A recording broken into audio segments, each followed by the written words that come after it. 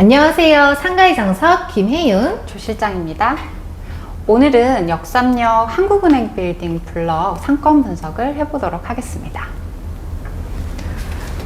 조 실장, 역삼역에 한국은행이 있다라는 거 알고 있었어? 이번에 이거 준비하면서 알게 됐어. 그치?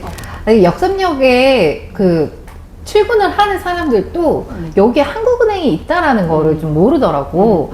근데 이제 아무래도 그 역삼역에서 좀 가장 넓은 땅을 가지고 있는 게 한국은행이기도 하고, 이래서 한국은행 빌딩 블럭이라고 좀 명칭을 했어.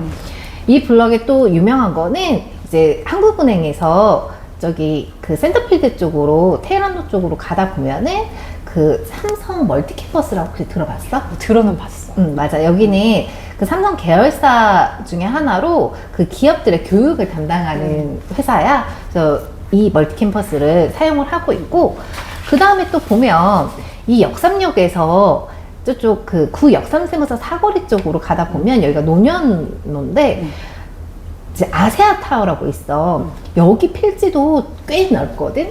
그런데 딱 이게 한국은행 바로 옆 건물이긴 한데 한국은행까지는 일반 상업지역이고 여기는 제3종 일반 주거지역이어가지고 땅은 넓은데 땅에 비해서 건폐율하고 용적률이 좀 낮아.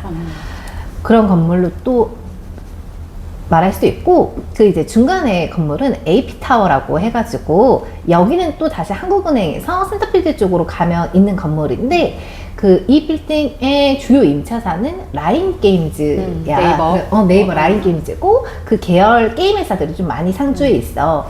그리고 또 이제 마지막 세 번째 사진은 이제 그 한국은행에서 그 테헤란로 쪽으로 해서 끝에 코너 빌딩이고 센터필드 맞은편에 있는 건물이야. 아이타워라고. 이 건물은 막 특이한 거보다 여기는 소지섭 건물이었는데, 배우 소지섭 건물이었는데, 이제 이거는 이제 다른 이제 법인한테 넘겨서 지금은 주인이 조금 다르지만 맨날 지나갈 때마다 소지섭 생각을 하곤 해. 그리고 이제 이쪽 블럭을 상권 분석을 해보려고 하면 이제 그 나이스 비즈맵 통해 가지고 상권 분석 그 유도인구 파악한다고 했잖아. 좀 특이한 게 그때 GFC 블록 설명할 때 일자가 대로변에 되게 많았는데 여기는 의외로 2가 많아. 그치? 2등급이. 근데 이제 보면은 1번은 위쪽이고 2번이 조금 아래쪽이잖아. 그래서 이 1번 쪽은 센터필드 블럭의 유동인구고 이쪽이 우리 블럭의 유동인구야. 그러니까 지금 이 한국은행 블럭은 1등급 유동인구가 거의 없다라고 보면 돼. 대로변도 거의 2등급부터 시작한다고 보면 되거든. 그리고 이 유동인구도 이제 각 지역별로 그 1등급하고 5등급의 그 인구수가 좀 다르거든. 이 지역은 1등급은 6,958명 이상이고 5등급은 1,975명 이하야. 그때 GFC는 1등급이 12,000명 이상이었거든.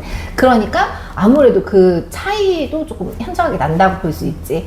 그리고 또 하지만 그래도 여기도 오피스 상권이라 그런지 결제 경향은 점심 11시부터 3시가 저녁 6시부터 10시까지 비한 것보다 합치고서 좀 더 많다라고 볼 수 있고, 또 주말보다는 역시 월화수목금 주 5일 상권이라는 것도 알 수 있어. 그래서 이 블럭이 조금 특이해서 내가 여기는 조금 하나 더 사진을 추가를 했어. 이제 상권 정보 사이트 들어가 보면 이제 각 역별로 상권이 딱 나오는데, 아무래도 같은 역삼역을 쓰는데 이제 강남역 5, 역삼역 4, 그 다음에 역삼역 1 이렇게처럼 얘네들은 상권이 되게 넓게 분포가 되어 있는데 이 역삼역 2, 우리가 이제 한국은행 블럭이 역삼역 2 지역이잖아. 여기는 상권도 되게 좀 작게 퍼져 있고, 그 다음에 유동인구 같은 경우도 18,393명으로 그때 GFC 같은 경우는 68,000명이 넘었었거든. 그러니까 거의 4분의 1, 5분의 1 수준이라고 볼 수 있어. 확연하게 차이가 나네. 맞아. 그리고 조금 특이하게 여기는 아침 8시부터 11시까지 유동인구가 가장 많다라고 되어 있는데, 이거는 이제 생각을 해보니까 이쪽에 1인 좀 대형 오피스텔들도 있고 아파트도 조금 많이 있거든. 또 오피스도 있고. 그러니까 내가 출근을 하러 가건 출근을 하러 오든 이렇게 해서 아침 시간대에 좀 많이 붐비는 것 같거든.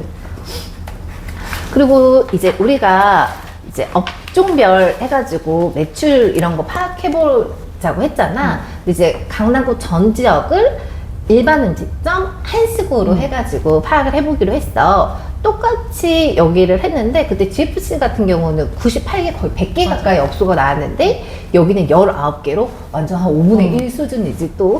근데 또 월 평균 추정 매출은 그때 GFC 같은 경우는 4,777만 원 이 정도였는데 여기는 3천만 원을 겨우 넘는 3,086만 원이야.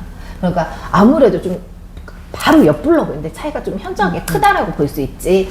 1인 가구는 뭐 비슷한 것 같아. 1인 가구는 비슷한 것 같고, 다만 아파트 세대수가 그때 옆 블럭 같은 경우, GFC 블럭 같은 경우는 690세대 정도 됐었었는데 여기는 이제 3177세대로 아파트 세대수가 훨씬 많고 1인 가구가 비슷하고, 그러면 비슷한 면적이, 블럭당 비슷한 면적일 텐데 그러면 오피스 건물들이 GFC보다 좀 적다라고 파악이 되겠지. 오피스가 적고 오히려 주거 인구가 좀 맞아. 더 많다라고. 그래서 약간 오피스와 주거가 혼재되어 있는 블럭이라고 보면 돼.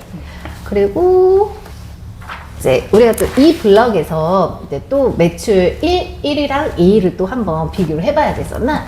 아, 역시나 오바이탄 알아? 워낙 유명한 데니까 잘 알지만 난 먹어보진 않았어. 아, 진짜? 아니, 나는 서울 갓 올랐어. 20대 때. 여기 오발타운에서 양대창을 먹어보고, 내가 돈을 벌 이유가 딱 생겼었거든. 비싸서. 그러니까 너무 맛있는데, 이 20대 때는 이 가격이 너무 비싼 거야. 그래가지고, 내가 배가 부르지도 않았는데 더 시켜줄까? 이렇게 하는데, 됐어요. 이랬거든. 그럴 정도로, 내가 진짜 나중에 돈 벌어서 내가 사 먹을 거야. 원 없이 먹어야지. 그래. 이 블럭의 가장 탑을 찍는 게 오발탄이고, 여기는 한 3억 4천 정도가 나와. 근데 이제 GFC 타워랑 좀 비교해서 보면 여기 블럭 매출을 이제 전체적으로 한번 체크를 해봤거든. 근데 GFC 블럭 같은 경우는 1억이 넘는 업소들이 좀 많았어. 굉장히 많았는데 이 블럭 같은 경우는 매출 1억이 넘는 업소들이 막 많지는 않더라고. 근데 또 특이한 게 옆에 보면 노모어 피자라고 있잖아. 여기는 홀이 없고 배달만 전문으로 하는 업소야. 그런데 1억 7천이 찍혔어. 그러니까 근데 사실 약간 여기 농어 피자도 직원이 이제 하도 맛있다고 추천을 해줘서 먹어봤긴 하거든. 근데 좀 맛있긴 하더라고. 그런데 배달만으로 이제 1억 7천 찍는다는 게 좀 놀라웠고, 되게 특이하다. 특히나 이 블럭이 강남구 전체적으로 보면 중간 정도야. 그러니까 위쪽으로는 이제 북쪽으로는 저기 압구정 이쪽도 있고, 이제 그 남쪽으로는 매봉이랑 여기 도곡 이런 쪽도 있고, 옆으로는 대치동 삼성동이 있고, 이쪽에는 이제 서초 이쪽이 있어가지고 아무래도 그 강남구의 중심이 있다 보니까 이 블럭에 배달 음식점이 좀 많아. 그래서 배달 음식점에 가장 좀 고려해야 될 거는 이 내 업소에서 많이 갈수록 좋잖아. 그러니까 약간 중심이 되는 게 좋잖아. 그래서 강남권의 중심인 이쪽이 이제 배달 음식점이 좀 많다라고 볼 수 있어. 역삼역 상권이라고 하면 다 좋을 것이라고 생각하시는 분들도 있으실 텐데요.